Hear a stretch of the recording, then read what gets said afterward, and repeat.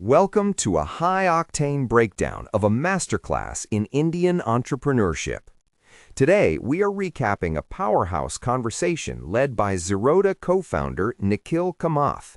He is joined by an elite panel of investors and builders, including his brother and Zerodha co-founder Nitin Kamath, Karthik Reddy from Bloom Ventures, Rajan Anandan of Peak XV Partners, and Prashant Prakash of Accel India.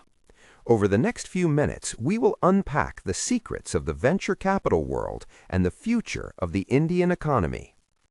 Starting with the guests, Nitin Kamath highlights his shift toward supporting the ecosystem through Rainmatter, where he has backed over 80 startups in fintech, health, and climate.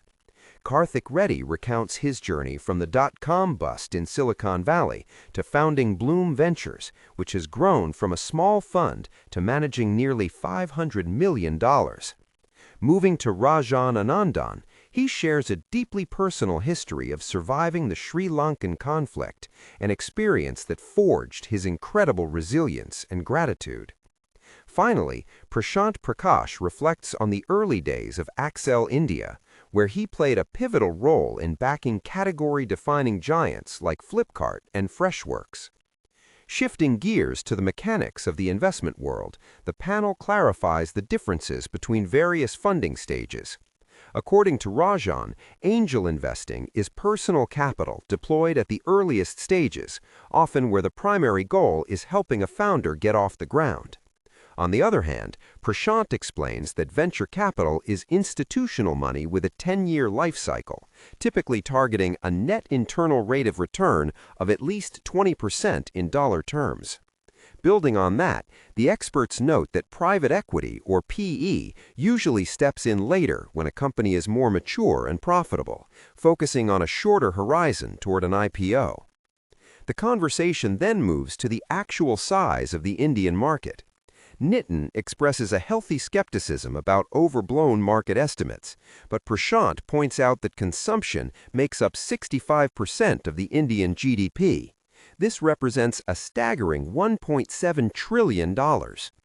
Rajan suggests that the most successful consumer brands today are following an omni-channel approach.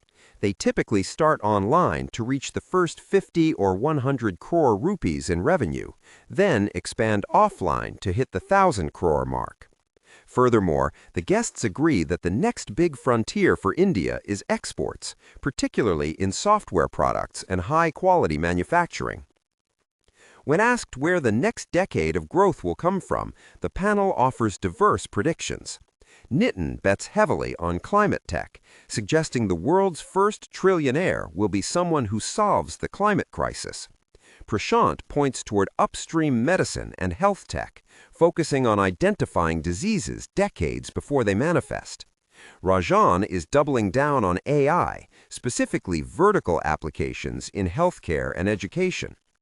Karthik believes the massive opportunity lies in skilling and employability, creating formal professions for the hundreds of thousands of Indians entering the workforce.